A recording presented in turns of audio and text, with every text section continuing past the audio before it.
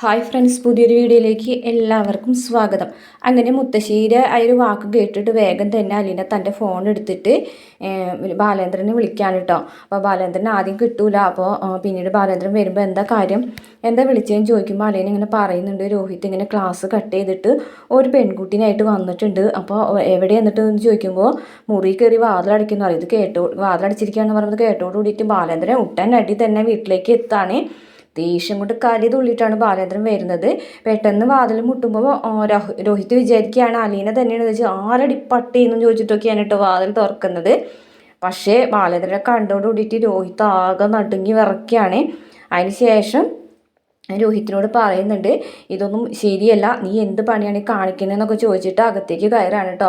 അകത്തേക്ക് ചെല്ലുമ്പോൾ ആ ഒരു പെൺകുട്ടീനെ കണ്ടോട് കൂടിയിട്ട് ബാലേന്ദ്രന് ഭയങ്കരമായിട്ട് ദേഷ്യം വരികയാണ് കേട്ടോ. എന്നിട്ട് രണ്ടുപേരെ ചോദ്യം ചെയ്യുന്നു, എന്ത് ധൈര്യത്തിലാണ് ക്ലാസ് കട്ട് ചെയ്ത് ഇവൻ്റെ കൂടെ നീ ഇറങ്ങി തിരിച്ചെന്നൊക്കെ ചോദിച്ചിട്ട് ബാലേന്ദ്രൻ ആ പെൺകുട്ടീനെ വഴക്ക് പറയുകയാണ്. രോഹിത്തിനാണെന്നുണ്ടെങ്കിൽ ബാലേന്ദ്രൻ്റെ ഈ ഒരു ഇടപെടലൊന്നും ഒട്ടും തന്നെ ഇഷ്ടപ്പെടുന്നില്ല. അലീനാണെങ്കിൽ താഴത്ത് നിൽക്കുന്നുണ്ട് കേട്ടോ, എന്തൊക്കെയാണ് മുകളിൽ സംഭവിക്കുന്നതെന്ന് അറിയാണ്ടുള്ള ഒരു വിഷമത്തോടു കൂടിയിട്ട്. അവസാനം രോഹിത് ബാലേന്ദ്രൻ്റെ മുഖത്ത് നോക്കി തന്നെ പറയുന്നുണ്ട്, ഇവളെ ഇങ്ങോട്ട് വിളിച്ചുകൊണ്ടുവന്നത് ഞാനുണ്ട്, ഇതത്ര വലിയ തെറ്റായിട്ടൊന്നും എനിക്ക് തോന്നുന്നില്ല, ഇവളെ ഞാൻ തന്നെ കൊണ്ടുവന്നാക്കിക്കോളാം എന്നൊക്കെ പറയുകയാണേ.